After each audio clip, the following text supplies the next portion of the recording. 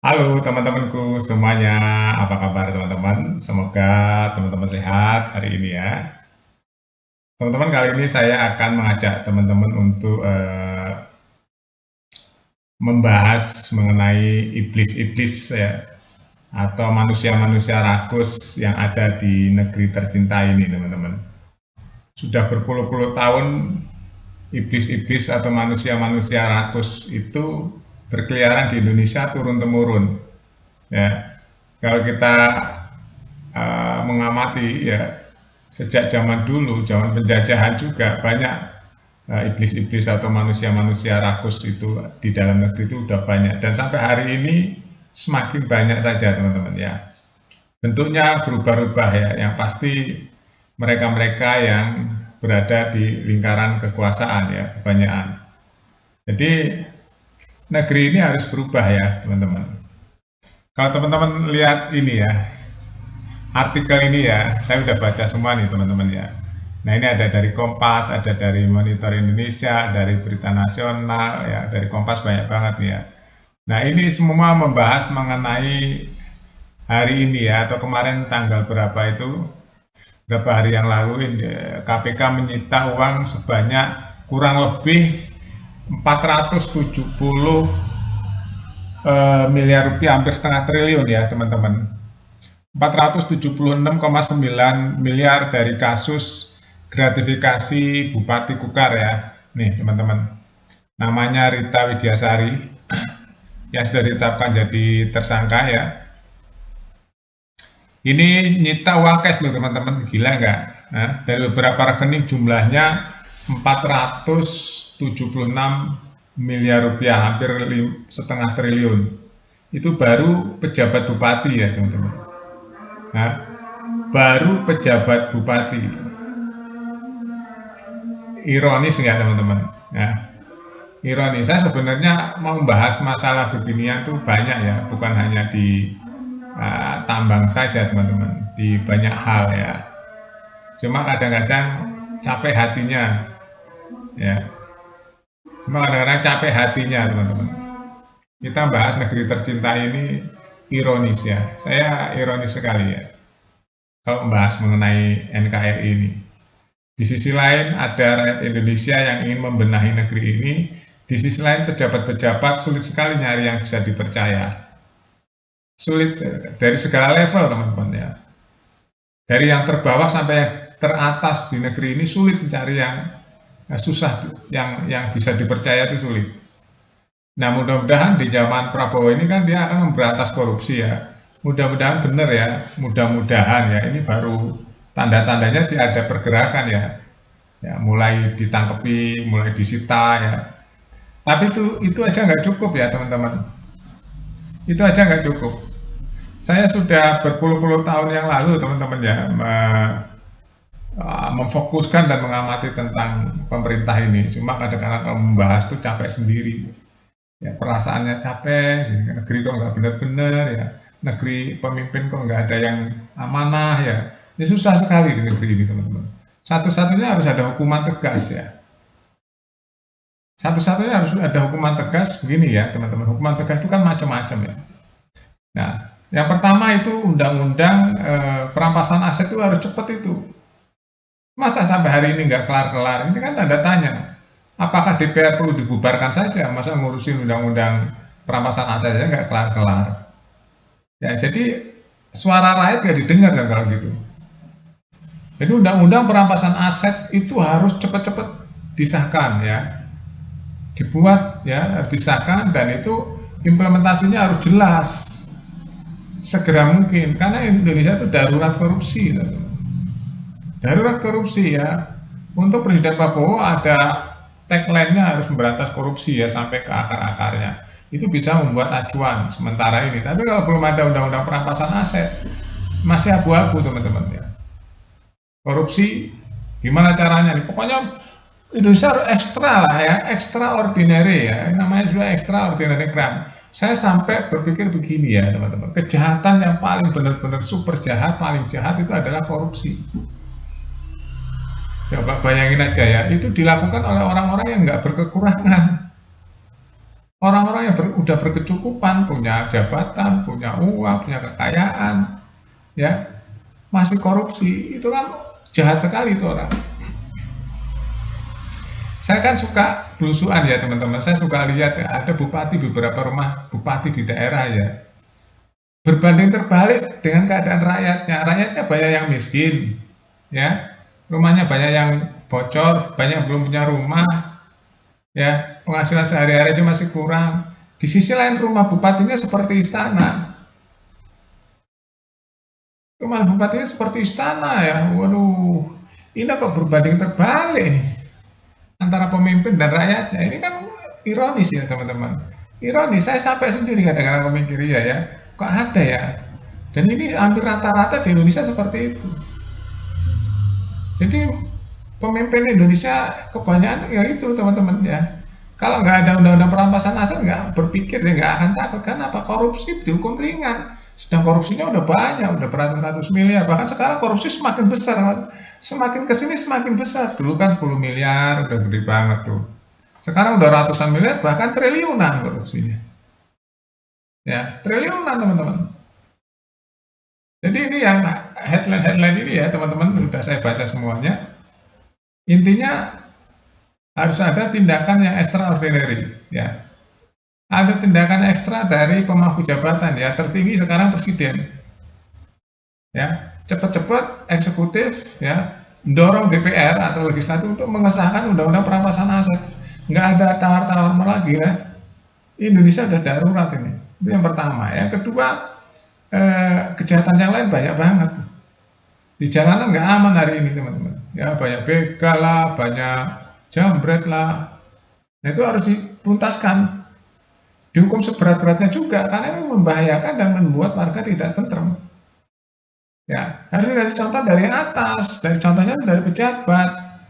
Contohnya pejabat yang korupsi itu nggak usah tawar-menawar lagi, itu apalagi hakim korupsi. Aduh, teman-teman kalau saya mau cerita tentang kehidupan hakim ya, aduh, teman-teman udah berpuluh-puluh tahun yang saya tuh mengamati semua ya, legislatif, eksekutif, ya, yudikatif. Saya banyak teman di lingkaran itu teman-teman.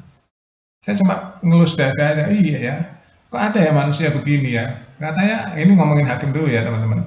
Ngomongin hakim itu sebenarnya terbongkarnya akhir-akhir ini saya udah nggak heran teman-teman.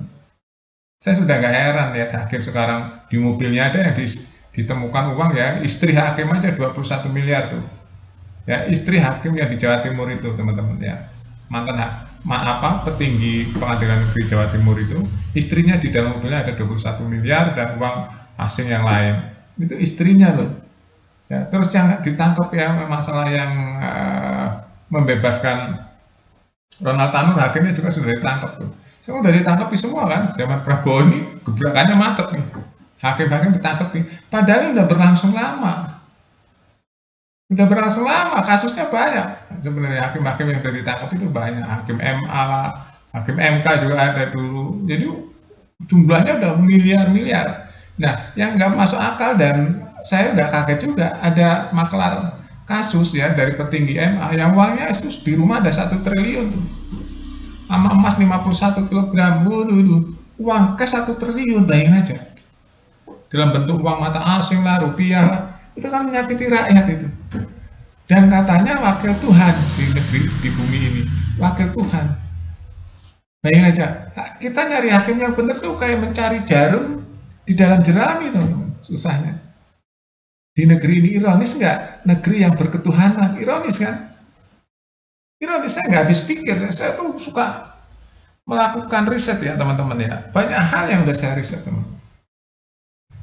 Macam-macam sendi kehidupan, makanya saya hafal dari yang bawah sampai yang atas. Benar teman-teman, saya habiskan untuk itu. Di segala bidang, mau di birokrasi, mau di bisnis, saya udah banyak hal yang saya udah riset teman-teman ya. Jadi ini khusus yang korupsi ini harus ada tindakan extraordinary ya, extraordinary dari pemerintah tertinggi yaitu presiden dan legislasi ya atau legislator. Buatlah cepat-cepat itu undang-undang perampasan aset sama hukum buat koruptor itu diperberat. Kalau enggak, mereka akan santai aja teman-teman menghadapi kasus-kasus korupsi karena dia tahu hakimnya bisa dibeli, ya kan? Nanti hukumannya ringan, dapat grasi, dapat apa? Remisi, dapat apa? Nanti apa-apa, dapatlah 2/3 udah bisa bebas. Kan ironis lagi kan? Penegak hukum melanggar hukum, ironis kan? Nah, jahat sekali penegak hukum melanggar hukum. Ya, bagaimana keadilan buat rakyat yang seharusnya menegakkan keadilan, keadilan melanggar hukum. Jadi di negeri ini mau cari keadilan susah, teman-teman. Susah. Susah karena segala lini kita harus percaya dengan siapa kalau gitu. Susah sekali. Saya dulu sempat cerita dikit ya teman-teman. Satu saya masih incas masih muda ya. Saya di kereta itu dulu sempat ketemu ibu-ibu udah tua mencari keadilan ke MA ya waktu itu. Dia nangis-nangis ya. Saya tahu tuh pejabat-pejabat MA-nya siapa dulu. Nangis-nangis di kereta. Dari mana Bu? Saya tanya. Saya dari ini, dari mahkamah aku mencari keadilan gini-gini. Oh, tahun berapa lupa, udah puluhan tahun yang lalu lah ya. Terus saya bilang, Bu, serahkan Tuhan saja, Bu. Tuhan itu kan nggak tidur, dia tahu lah keluhan-keluhan rakyat kecil itu seperti apa, Bu. Kalau Ibu datang sendirian, batang kara, mencari keadilan, ya sedangkan modal nggak ada, aduh, Bu. Saya tuh miris, Bu, melihat dunia ini, ya dunia keadilan miris. Saya sampai ingat saya dulu tahun berapa lupa lah itu dulu. Dan intinya saya pernah ketemu ibu-ibu nangis di kereta itu. Saking pinginnya keadilan itu. Ya. Jadi gitulah teman-teman negeri ini. Saya tuh kadang-kadang mikir ya, mereka berlomba-lomba memamerkan kekayaan kepada rakyat kan aneh. Pejabat yang ngurusin rakyat berlomba-lomba memamerkan kekayaan kepada rakyat. Lihat tuh pejabat, pasti rumahnya mewah-mewah teman-teman. Tapi di sisi lain turunlah ke bawah lihat rakyatnya. Banyak nggak punya rumah, banyak ngontrak, bayar harian aja susah, buat makan susah. Kan berbanding terbalik antara pejabatnya sama rakyatnya. Ironi negeri ini teman-teman. Udah lama ini ironi seperti ini. Ya, saya tuh mengalami kehidupan dari bawah sampai atas teman-teman. Ya, mengalami semua proses sama Allah dikasih pengetahuan, dikasih pengalaman empirik. Jadi saya paham betul ya rakyat itu gimana kehidupan rakyat, gimana kehidupan mereka-mereka yang di atas, pejabat. Saya tahu persis teman-teman kehidupannya seperti apa. Ya, tahu persis. Ya, pola-polanya itu seperti apa, gaya hidupnya seperti apa, aji mumpungnya seperti apa. Selama ya teman-teman, selama undang-undang perampasan aset nggak dibuat, ya koruptor nggak akan takut. Bahkan undang-undang perampasan aset dibuat, pun saya yakin koruptor yang udah dikuasai oleh nafsu-nafsu iblis itu, oleh nafsu-nafsu setan itu, dia nggak akan takut. Satu-satunya jalan pemerintah harus clean and clear ya. Jadi pemerintah itu seperti sapu, harus bersih dulu. Ya, harus bersih dulu, sapunya harus bersih. Kalau sapunya nggak bersih, gimana bisa membersihkan kotoran? Ya, ini yang gregetan saya tuh, gregetan ya negeri ini ya. Ya, cara kelolanya seperti ini. Negeri kaya raya yang ngelolanya seperti ini, akhirnya banyak rakyat yang miskin. Apa perlu saya tiap hari bikin vlog? Ya, kehidupan rakyat miskin di negeri ini seperti apa? Ya. Jadi rakyat kecil itu kehidupan teman-teman. Buat hari-harinya aja masih banyak susah. Jaminan hidupnya nggak jelas di negeri ini. Banyak yang bayar BPJS aja nggak mampu. Rumah belum punya. Berjuta-juta orang rumah belum punya. Boro-boro bisa beli rumah. Makan sehari aja susah. Rumah mahal. Ya, belum punya anak. Ya, biaya tetek bengek dan sebagainya. Inilah ironi negeri ini. Jaminan sosial nggak ada di negeri ini, teman-teman. Masa depan nggak jelas. Kalau nggak kerja nggak bisa ada jaminan. Harus kerja. Nggak kerja nggak makan. Itulah rakyat kecil. Tapi di sisi lain yang menerima gaji dari uang rakyat, uang pajak, kita ini kan rakyat tuh bayar pajak semuanya, bayar PPN ya, bayar kalau punya penghasilan bayar PPH, ya, bayar pajak properti kita, kalau punya rumah bayar pajak rumah, bayar pajak ini, pajak itu, pajak motor dan sebagainya. Kita bayar pajak tuh tiap hari macam-macam jenisnya. Pajak harian kita belanja kena PPN, nanti pajak tahunan kita bayar beberapa jenis pajak untuk gaji mereka-mereka itu, gaji pejabat-pejabat yang akhirnya pejabat itu merasa nyaman malah korup, kan aneh itu, rakos nggak tuh, rakos kan, ironi negeri ini teman-teman. Seharusnya mereka yang nggak terima gaji dari rakyat ya dari negara, wah dia anti korupsi seharusnya malahan. Udah digaji kan dia untuk ngurusin semuanya itu. Udah digaji oleh rakyat, dia malah korup. Kan jahat sekali tuh koruptor itu. Jahat sekali. Dia makannya setiap bulan ditanggung oleh rakyat, keluarganya ditanggung, listrik ditanggung oleh rakyat, bayar pajak itu dari pajak itu, teman. Ya, dia masih korupsi. Jahat nggak tuh? Jahat sekali. Makanya saya bilang penjahat yang sebenarnya adalah koruptor. Itu ya teman-teman ya. Jadi mudah-mudahan lah ya undang-undang perampasan aset, terus hukuman buat koruptor itu harus tegas, hukuman mati, hukuman seumur hidup minimal itu, minimal hukuman seumur hidup dan hukuman mati. Kalau enggak ya dihukum di lapangan aja. Bagi koruptor siapa yang udah divonis, sudah inkrah, dihukum di lapangan, dikerangkeng di lapangan, panas-panasin, hujan-hujanin, itu aja teman-teman. Ya, oke, udah lebih dari 10 menit nih kayaknya ya teman-teman. Jadi saya udahin dulu, nanti kita bahas lagi tentang gregetannya sistem hukum di negeri ini. Sampai jumpa.